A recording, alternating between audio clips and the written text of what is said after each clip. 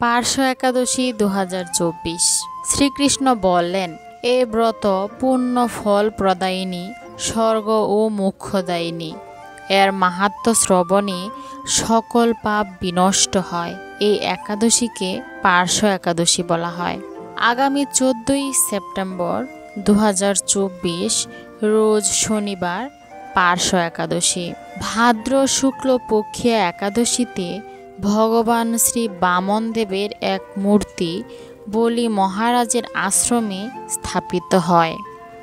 দ্বিতীয় মূর্তি ক্ষীরসাগরে অনন্তদেবের কুলে শয়ন একাদশী থেকে উত্থান একাদশী পর্যন্ত 4 মাস শয়ন অবস্থায় থাকেন।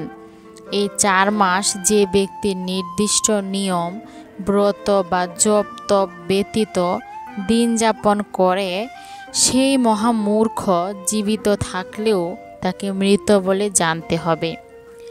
শ্রাবণ মাসে শাক, ভাদ্র মাসে দই, আশ্বিনে দুধ, কার্তিক মাসে মাসকালাই বর্জন করে এই 4 মাস শ্রীকৃষ্ণর আরাধনা করতে হয়।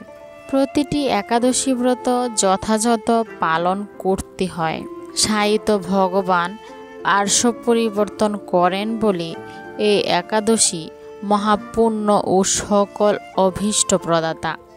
এই একাদশী ব্রত পালনে 100 অশ্বমেধ যজ্ঞের ফল পাওয়া যায়। পার্শ্ব একাদশী পালনের সময়। পার্শ্ব একাদশী পালনের সময় পরদিন অর্থাৎ রবিবার সকাল 5টা 45 থেকে 9টা 50 মধ্যে সম্পন্ন করতে হবে ঢাকা ও বাংলাদেশ সময়। কলকাতা ও ভারত সময় পারণ 5টা 23 থেকে 9টা 28 মধ্যে সম্পন্ন করতে হবে।